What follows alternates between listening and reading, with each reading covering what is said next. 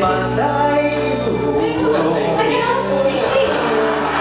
Si Hao biglang nagbago na ang isip. Si Eko ang daming tanong. Balik tayo kay Jen. Ayaw nilang katulad mo'y ma-hospital. May stress dahil sa mga daming mga text na yan. May suggestion ako kapag si Patrick nag-text sa'yo. Reply mo lang agad, sendan mo na